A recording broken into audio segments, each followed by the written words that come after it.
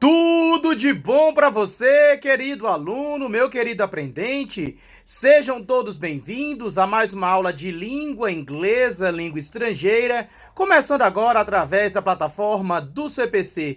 Lembrando que aqui no CPC você se garante. Professor Beston Silva, trago comigo o inglesão da massa e aquela alegria de sempre da gente dividir aqui o nosso saber, o nosso conhecimento. Essa é a nossa aula de número 28 e a gente vai continuar falando, né? A gente tem dialogado, né, nas últimas semanas sobre aqui uma coisa muito legal, que é justamente o estudo do produto cultural dentro da competência 2, habilidade 8, e a gente vai encerrar a parte da Hip Hop Culture, ou do movimento Hip Hop, parte número 2, tá? Então eu te convido a prestar bastante atenção na nossa aula, muitas informações importantes de um conteúdo que tem caído bastante no Enem. Se você pegar os últimos tópicos, os últimos assuntos, inclusive até a prova do ano passado, nós tivemos na PPL uma questão sobre essa parte de estudo do produto cultural referente à cultura hip hop, tá?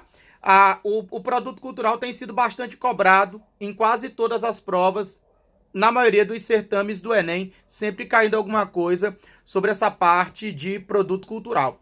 Te convido aqui a fazer uma pequena reflexão comigo, e eu trouxe nada mais nada menos do que o Mano Brown e o Racionais MCs para a nossa aula de hoje, e diz o seguinte: é necessário sempre acreditar que o sonho é possível, que o céu é o limite e você, truta, é imbatível. Então, meu truta de batalha, você é imbatível. Você que chegou até aqui, aí um pouco mais de 60, 63, 64 dias aí para o Enem, talvez até menos, não estou contando aqui direito, né? Você tem meu respeito, tem minha admiração, continue firme no seu propósito, continue firme aí, pensando no que você está prestes a realizar. Então você está aí a menos de 2 meses de realizar um grande feito, que muita gente está achando que talvez você não vá ser capaz, que você não vai dar conta, que você não vai conseguir. Chegou a hora de você dizer: chega, meu irmão, né? Chegou a hora de você provar o tanto que você é grande, que você é gigante, que você é capaz. Então é necessário sempre acreditar que o sonho é possível e que o céu é o limite e você, meu truta, é imbatível. Então sejam bem-vindos a mais uma aula de língua estrangeira, língua inglesa, começando agora através da plataforma do CPC. Hoje nós vamos continuar falando sobre o grafite como forma de arte e vamos dar uma mergulhada em alguns artistas brasileiros e vamos falar um pouco de um artista internacional muito importante. Vamos falar sobre o Eduardo Cobra, o nosso querido artista brasileiro, muralista. Vamos falar sobre o conceito de grafite reverso e vou apresentar um dos maiores muralistas, grafiteiros e um artista conceituadíssimo, com uma obra de arte de uma perspectiva diferente, que é o Alexandre Oro, né, um paulistano, que trouxe aí um novo conceito de arte inspirado no grafite reverso. Vamos falar sobre o Banksy, né, que sempre tem caído na prova do Enem, e aí a gente vai começar a fazer o estudo da nossa primeira variante linguística, que é a Afro-American Vernacular English, conhecida como AAVE, que é o nosso Ebonics, nossa primeira variante linguística, com até questãozinha no nosso simulado aí sobre essa variante, tá? Super legal. E na próxima semana, já dando aqui um spoilerzinho, nós vamos continuar falando de variantes linguísticas. Vamos falar sobre o Spanglish, vamos falar sobre o Cockney, vamos falar sobre o Redneck English e outras variantes bem interessantes que estão por vir aqui para a gente estudar. Combinado assim? Então, não pisque, não saia daí, preste bastante atenção no nosso recadinho de hoje, que é esse aqui. Bom, a nossa área de atuação, o nosso escopo hoje, está dentro da competência de área 2, conhecer e usar a língua estrangeira moderna como instrumento de acesso a informações de outras culturas e grupos sociais. Habilidade 8, reconhecer a importância da produção cultural em língua estrangeira moderna como representação da diversidade cultural e linguística. E aí a gente volta a comentar os 4 pilares, os 4 elementos culturais do movimento hip hop. Lembrando que hip hop não é um gênero musical, mas sim um movimento cultural que engloba, né, a música como principal pilar. Então você tem Os DJs comandando as picapes que fazem a batida, dão a sonoridade. Os MCs que apresentam o show e que rimam utilizando as letras de rap. Os B-boys e as B-girls com a breakdance. E o grafite como maior expoente ou expressão também dentro desse nosso universo. Então nós falamos aqui sobre o grafite como forma de arte. Grafite ou grafito é uma palavra de origem italiana, né? Graffito, que significa escrita feita com carvão. São inscrições gravadas ou desenhadas pelos antigos nas paredes das cidades e monumentos. O grafite teria surgido em Roma Antiga, quando populares, revoltados com o sistema estabelecido, protestaram nos muros brancos das câmaras ou casas legisladoras, utilizando pedaços de carvão. As coisas que eles escreveram naquela época foram palavras de ordem. Então o grafite hoje ele já tem uma aceitação maior, porque ele é visto como muitos como um elemento de embelezamento, mas a gente tem boa parte, né, da população ainda mais resistente à questão do grafite, levando em conta que o considera como sendo uma poluição visual. Mas o grafite tem ganhado cada vez mais notoriedade e a gente tem aqui diversos exemplos de grafites, né, feitos aqui pelo Banksy, feito aqui pelos Gêmeos, feito aqui por esse grafiteiro português fantástico. Ele faz esse grafite 3D, né, utilizando aqui os cantos, esse grafite maravilhoso, celebrando aí o vínculo que há entre o Brasil e os personagens do Chaves, né, feitos em São Paulo, né, com autorização da prefeitura. Então diversas técnicas de grafite são utilizadas. A gente tem os mosaicos caleidoscópicos, a gente tem as representações ou intervenções com diversas cores, com lambe-lambe, com spray, com throw-up, com bombing, que são diversas técnicas que a gente tem. Bom, o primeiro proeminente que a gente vai falar é o Eduardo Cobra. Eduardo Cobra é um grafiteiro brasileiro, radicado em São Paulo, que começou o seu trabalho, como todo artista de rua, fazendo ali as famosas pichações, tá? Lembrar que a pichação, ele é um conceito de tagging ou marcação de território, muito utilizado pelas gangues para poder demarcar ali a sua área de atuação e mostrar que há atividades relacionadas daqueles grupos ou gangues em determinadas áreas. Cobra ganhou notoriedade em São Paulo, aqui à nossa direita, fazendo os famosos muros da memória. De posse de fotos antigas da cidade de São Paulo, principalmente da época dos anos 20 em diante, ele foi convidado pela prefeitura para fazer diversas intervenções, né, em tamanhos gigantescos que relembrassem aí áreas públicas de grande circulação. E ele fez essa intervenção aqui à esquerda, que é uma intervenção que tem aqui você vê ali até que a rua foi tombada, né? Foi até fechada, porque poderia levar alguém a achar que a rua continuava e a pessoa poderia bater um veículo, coisa que já aconteceu com um túnel que ficou conhecido em São Paulo como o túnel do Papaléguas, uma intervenção que foi feita e que depois foi removida, porque alguns carros chegaram a se chocar com o pedaço da ponte, né, do viaduto que tinha lá, achando que era a continuidade do viaduto, e na realidade era uma curva à direita. E aqui a gente tem a inscrição, né, um grafite 3D que ele fez diversos no Brasil na época da Copa do Mundo. Hoje a especialidade do Cobra é o muralismo. Então ele é especialista em murais caleidoscópicos, que são esses murais coloridos. Geralmente os seus modelos são pessoas já falecidas e pessoas famosas, mas ele tem também homenageado muitas pessoas em vida, né? Um dos seus grandes trabalhos está ali na Avenida Paulista, que é justamente esse mosaico aqui do Ayrton Senna, em homenagem ao nosso grande piloto, tá? Então o Cobra ele faz a utilização desse tipo de técnica. E ele foi convidado para exibir a sua arte em diversos lugares do mundo, né? Então ele tem basicamente obras suas, trabalhos seus a convite em diversos lugares do mundo. E aqui a gente tem uma mensagem legal sobre a questão das guerras, né? O famoso Stop Wars. E essa imagem fantástica de Tupac Amaru Shakur aqui, lá em Miami, né? Na famosa, se eu não me engano, Windmills, se eu não estiver enganado, esse é o nome, que é uma região de Miami cheia, ladeada de grafite. Então o Cobra hoje tem, né, uma grande notoriedade, tem um trabalho extremamente relevante e uma mensagem de cunho social muito forte. Ele também se destacou bastante na época dos Jogos Olímpicos aqui, que foram feitos no Rio de Janeiro. E ele ainda tem o recorde de maior mural do mundo, que é justamente um mural que reúne diversas etnias, relembrando ali os famosos 5 continentes. Tá aqui para vocês darem uma olhadinha, olha o tamanho desse mural aqui é uma vista de cima.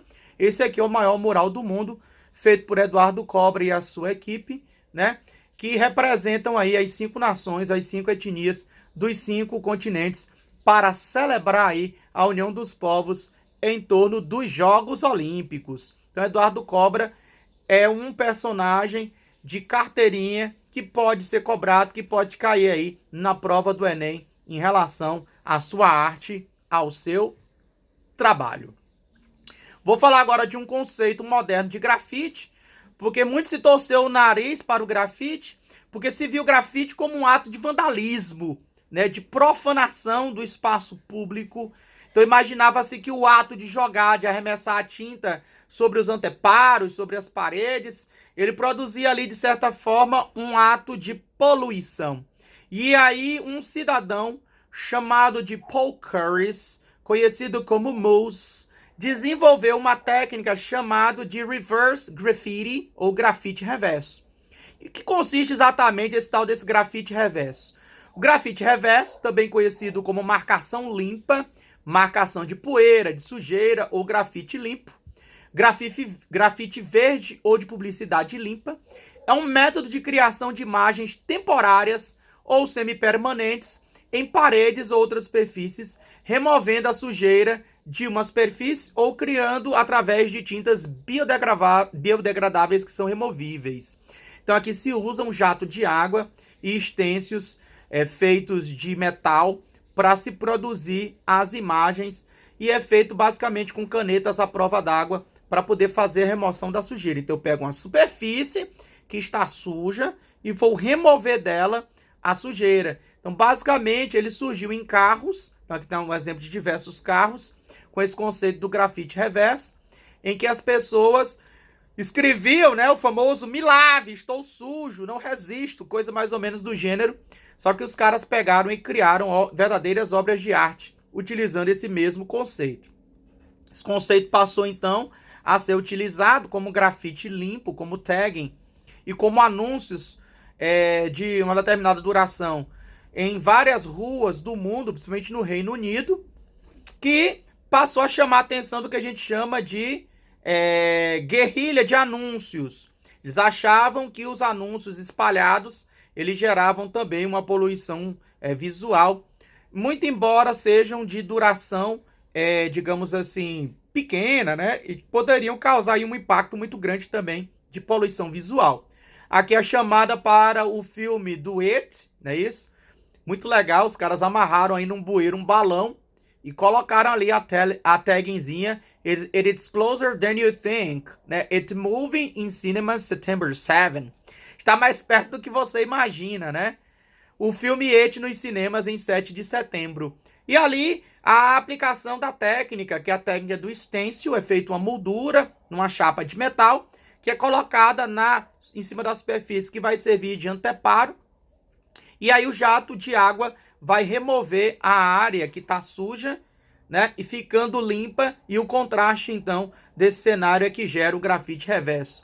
Quando não é feito assim, é feito através do stencil mesmo, como é feito ali em cima, e a utilização de água e outros produtos de remoção é o que caracteriza o grafite ecologicamente correto, chamado como grafite reverso.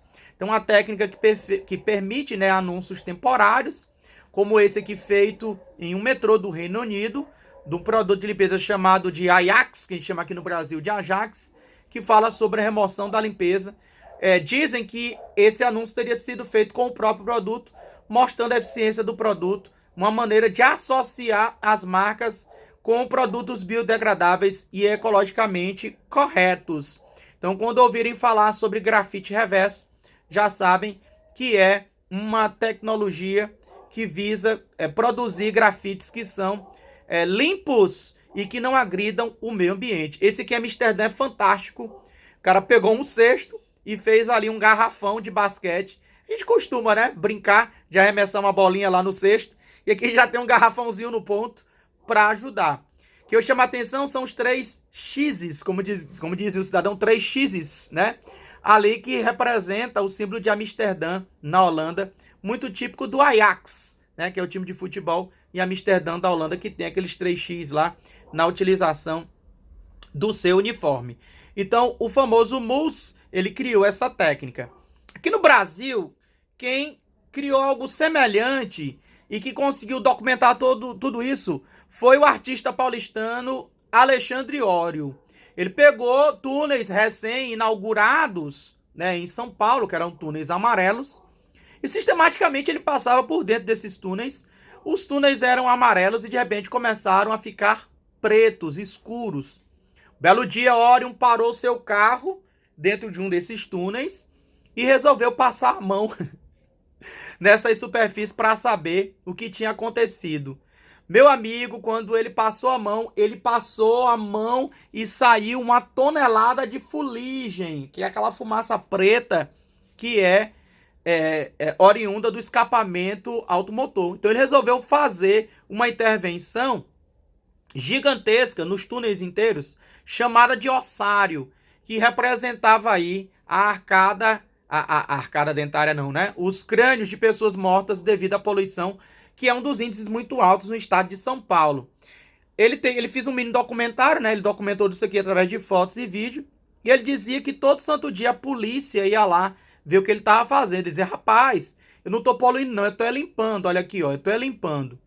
Quando ele terminou a metade da intervenção, a prefeitura foi lá com um caminhão-pipa e limpou os túneis, mas somente a parte que tinha intervenção. A outra parte que ainda estava suja permaneceu do mesmo jeito. Ele disse que sentiu, né, digamos assim, feliz, porque ele atingira ali o seu objetivo, que era incomodar com a sua mensagem. Então ele teria atingido o seu propósito. O Ório então pegou a fuligem que ele utilizou, que ele raspou, né, que ele limpou daqueles túneis e juntou com tinta acrílica, criando uma tinta biodegradável, e fez diversas intervenções pelo Brasil e o mundo. Uma das mais famosas é essa daqui em Frankfurt, na Alemanha, chamada de meditação, que é em perspectiva forçada, que foi feita entre 2 esquinas, que é esse cara aqui que está meditando, a convite da prefeitura. E ele tem diversas outras intervenções feitas no Brasil com elementos biodegradáveis. Ele chamou esse tipo de intervenção como poluição sobre o muro. Aqui embaixo a gente vê, né, a tag, que é a assinatura do Ório. Essa tag aqui, ó, você tá vendo aqui, ó, né, a tag dele, que é a assinatura que ele utiliza para demarcar o seu trabalho. Não satisfeito com as suas intervenções, ele resolveu misturar fotografia com grafite. Então ele criou cenários nos quais ele esperava que as pessoas se comunicassem com sua obra de arte e conversassem com elas. E ele ficou à distância com uma câmera fotográfica, esperando o exato momento em que as pessoas elas interagissem com suas obras para que ele pudesse fazer o registro fotográfico. Ele chamou o nome desse trabalho de metabiótica, né? E a primeira metabiótica, a primeira intervenção que ele fez foi essa daqui do tiozinho, que ficou surpreso com o rapaz, né? Um grafite feito em stencil, né? Na parede branca, como se fosse um meliante segurando uma arma. Engraçado, né? Que você pode reparar a cara de susto do tiozinho e até a freada que ele dá. E a gente vê aí claramente a questão, né, da inércia sendo aplicada em cima do corpo, como se ele estivesse realmente parando aí, tomando um susto com a intervenção. Então, Alexandre Ório, ele é um grande artista brasileiro que tem reconhecimento internacional e que trabalha com esse tipo de intervenção. Ele tem um site oficial, basta você procurar pelo nome dele, Alexandre Ório. Você pode acompanhar os últimos trabalhos que ele fez, documentação, vídeo, entrevistas e muitos outros tipos de trabalhos afins. A gente vai falar do gringo, né, do Banksy, que talvez seja o grafiteiro anônimo mais famoso do mundo. Ele é um veterano artista de rua britânico, cujos trabalhos em stencil são facilmente encontrados, principalmente nas ruas de Bristol, né, que fica lá no Reino Unido. Numerosas manifestações de Banksy também podem ser vistas na capital britânica, Londres, e em várias cidades do mundo. Então ele mistura muito recursos verbais e não verbais. E, recentemente, ele protagonizou algumas situações bem interessantes, que foi justamente, né, a venda de suas obras. Ele já está fazendo obras e expondo em museus. Isso é bastante controverso, né? Porque muitas pessoas acreditam que se o grafite sai da rua, ele perde a sua essência, perde o seu sentido. E aí ele leiloou uma obra e colocou um mecanismo de autodestruição. Quando a obra acabou de ser arrematada, ele acionou o mecanismo e a obra foi picotada até a metade. Depois essa obra foi revendida pelo triplo do valor que ele arrematou no início, para você ver o que é o conceito por trás da arte. O Banksy, ele tem um documentário muito interessante que está disponível no YouTube, que é chamado Exit Through the não sei o que, chapa, esqueci o nome de uma palavrinha que tem lá, que basta você procurar lá, documentário do Banksy, que você encontra. Banksy já caiu no Enem diversas vezes. O grafite que caiu foi esse aqui, olha, que tem um mendigo aqui segurando uma placa, que é um grafite que estava na Austrália, e dizia o seguinte, né? Keep your coins, I want change, ou seja, guarde, fique com as suas moedas, né? Eu quero mudança. E aí ele tem um trocadilho muito legal, porque change em inglês tanto pode ser mudança quanto pode ser dinheiro trocado, moeda, esmola, né? E eu gosto muito dessa questão que ele fala sobre a invasão da privacidade, das questões sociais, da possibilidade de fazer com que as pessoas possam refletir sobre as suas atitudes. Tá lá, One Nation Under CCTV, uma nação sob o circuito fechado de TV. Lembrando, né, que o 1984, o livro do George Orwell, fala muito sobre essa coisa do grande irmão, que é o estado totalitário na Oceania, que vigia as pessoas 24/7, 24 horas por dia, 7 dias na semana. Agora a gente vai falar sobre a primeira variante linguística que teria surgido com a criação, né,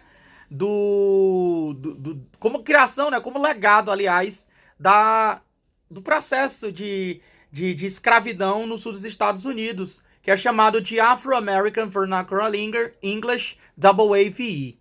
Bom, um dos aspectos mais poderosos de uma língua é a sua capacidade de adaptação e suas variações de acordo com as necessidades daqueles que a usam.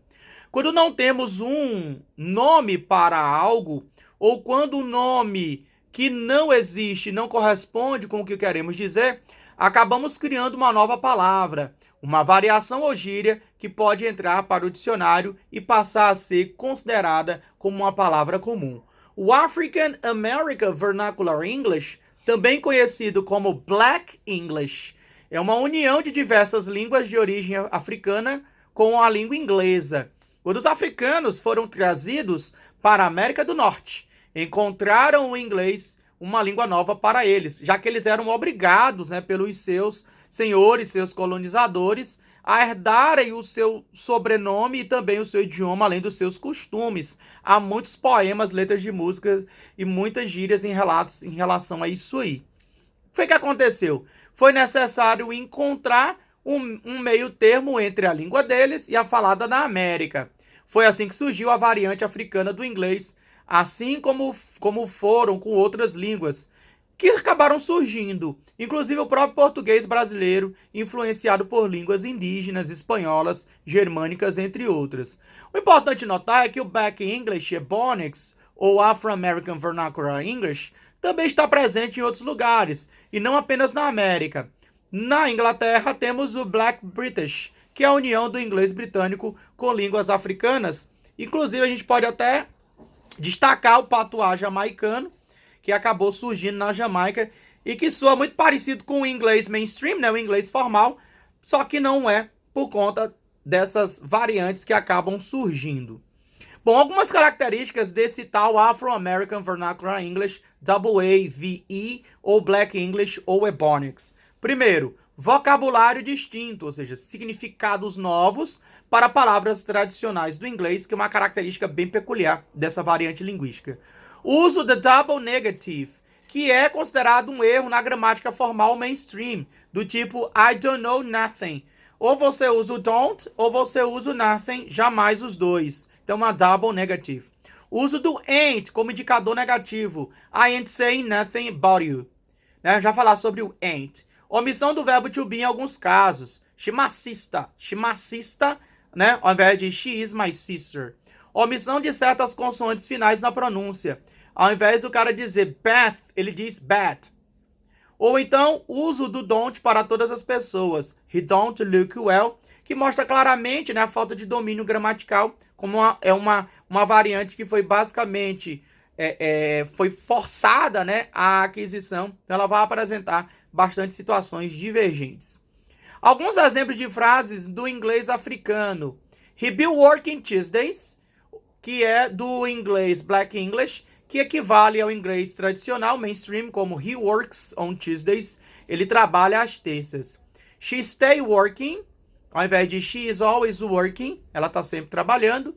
He been working, né? Pode reparar que eles têm muita dificuldade para lidar com verbos. He has been working, ele anda trabalhando. I didn't see no woman, I didn't see a woman, não vejo mulher alguma. He don't have no choice, he don't have no choice. Don't, eu não uso para he, nem para she, nem para it. Eu uso doesn't, que é o correto dizer. He doesn't have a choice. Ele não tem escolha. Na anterior lá, né, I didn't see no woman, é um exemplo de double negative ou dupla negativa, usando didn't junto com o no. Algumas gírias ou expressões utilizadas bastante são elas, né? Chill out, man. Calma aí, cara. Yo. Yo, eles usam muito, né? Yo, que é ei, oi, né? O hood vem de neighborhood, né? Que é o bairro, o gueto. O ain't substitui o to be na negativa, como am not, are not ou is not. Paper, my paper. Paper geralmente é money, dinheiro, né? Fly, bacana, maneiro. Game, lábia, gingado, malícia. Jam, música. Yo, yo. Yo é you all, todos vocês, né? True that, ou seja, isso é verdade, sério, no duro, né? Then, tanto com N ou quanto com M, é a transcrição fonética do them, que é o oblíquo do pronomezinho they, que significa eles. Lil eles usam demais, é a forma reduzida de little ou little. Little é pequeno, então eles usam Lil, né? Então Lil Jon é o Joãozinho, né? Lil Nas, que é essa forma little, eles usam Lil. E esse da, que é a forma abreviada do artigozinho the, que é O, A, Os e As, eles usam da in the club, no clube, são expressões típicas do Afro-American Vernacular English, também conhecido como Black English. É importante lembrar, queridos alunos, que o Black English, ele é uma variação de duas ou mais línguas, assim como o American English é uma variação do British English. O que não há certo ou errado quando falamos de variações. São apenas formas de expressões diferentes, usadas em regiões distintas e entre grupos específicos, né?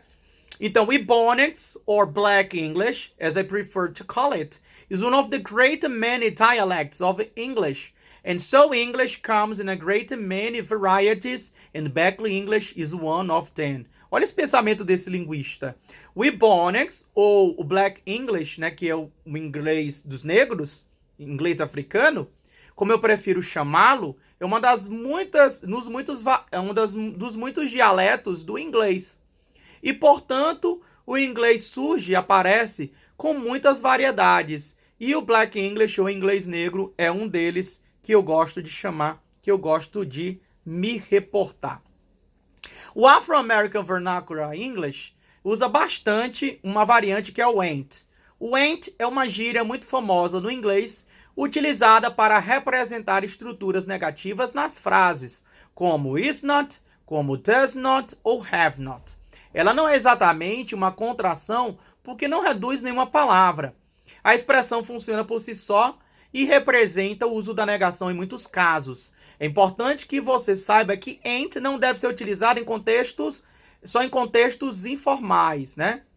Caso contrário, aliás, deve ser utilizado somente em contextos informais. Caso contrário, a expressão pode denotar uma falta de conhecimento do idioma, não cabendo em situações formais. Então aqui é inglesão da massa, é inglesão do gueto, inglesão popular. Esse aqui é a Sweet Brown, né? Tem um vídeo muito engraçado dela, que gerou esse meme, né? Que ain't nobody got time for that. Ain't nobody got time for that. Nobody got time for that. Nobody got time. Nobody got time. Nobody got time for that. And nobody got time for that. Nobody got time for that.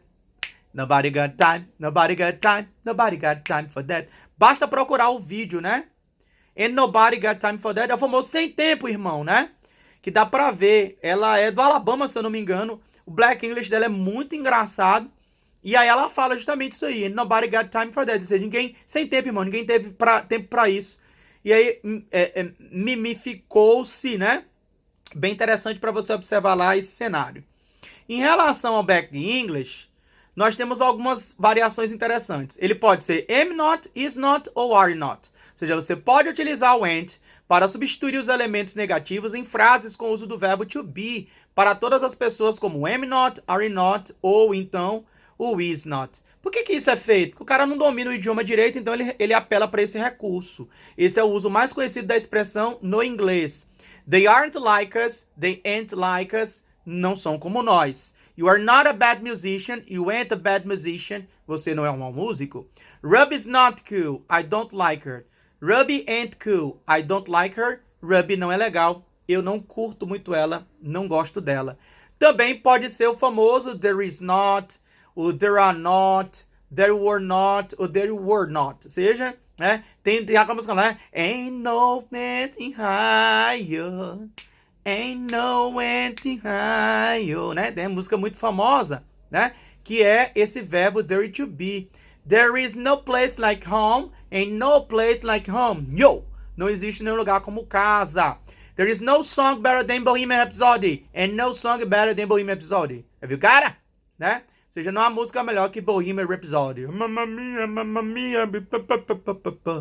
There is no sunshine when he's gone, and no sunshine when he's gone. É um outro exemplo clássico do ain't.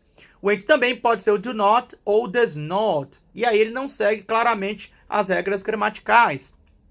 I don't have any place to travel to the next weekend. É a mesma coisa de dizer I ain't got no place to travel to next weekend. Aí com uma dupla negativa ou double negative. Sarah does not have a car. Ou Sarah ain't got a car. Ela não tem carro. E I don't have any money. I ain't got no money. Dupla negativa, né? Ain't e no, dupla negativa. Não tenho dinheiro. Lisão. Também pode ser o have not ou has not. Ou seja, o ain't também funciona como estruturas negativas de outros tempos verbais, como present perfect. Os caras não vão saber o que era present perfect, então eles faziam tudo do jeito deles. Substituam ainda os termos has not, have not, ou have never ou has never. E é interessante observar que never é mantido, causando uma dupla negativa, que é muito costumeiro nesse tipo de variante linguística. Wait a minute, you haven't heard anything yet. Wait a minute, you ain't heard anything yet. Espera um minuto, você ainda não ouviu nada. Vou te contar o resto do babado. She has never listened to a song like that. She ain't never listened a song like that. Repara que o ain't é negativo, o never também é negativo. É uma dupla negativa que ainda persiste nesse tipo de construção, que é muito curiosa. E também pode ser o velho did not. A gíria também pode ser empregada com o simple past, substituindo didn't. I didn't believe what she told me. I ain't believe what she told me. She didn't know about it. She ain't know about it. Ela não sabia disso e eu não acredito que ela me contou. Portanto, é como encontrar o ain't em músicas, em livros, em conversas extremamente informais com amigos e familiares. Porém, no uso formal da língua inglesa, você deve ficar atento às principais regras gramaticais e escolha as estruturas de acordo com a norma padrão da língua. Então, ain't não é utilizado em inglês formal. Sempre que você encontrar ain't em algum contexto, você já sabe que ali se trata de uma informalidade. My grandma bees ebonics, gin tonics and chronics, né? É frase do Nelly, né? Então esse bis aí, né? Esse bis é justamente um processo de não saber conjugar o verbo, que é muito típica do Ebonics. A gente tem muita dificuldade de lidar com o verbo, né? Porque foi um idioma basicamente imposto. Os caras não estudaram nada em escola, então eles criaram uma maneira entre eles mais fáceis de se comunicarem e produzir, né, diálogo ou conversa. Então tá aqui a citação. Galera, muitíssimo obrigado por mais uma aula que a gente ministra aqui para vocês. Na próxima semana tem mais variantes linguísticas, aquelas que eu falei no começo da aula. Vamos falar de Spanglish, vamos falar de Cockney, vamos falar do Scottish English, que é o inglês escocês. Vamos falar de muitas variantes legais aqui para que vocês possam perceber, tá? Vai ficar aí o mini simulado para vocês fazerem. Qualquer dúvida, qualquer necessidade, a gente está aqui à disposição para ajudar vocês. Um abraço fraterno e a gente se encontra na próxima aula. Valeu, galera! Fui!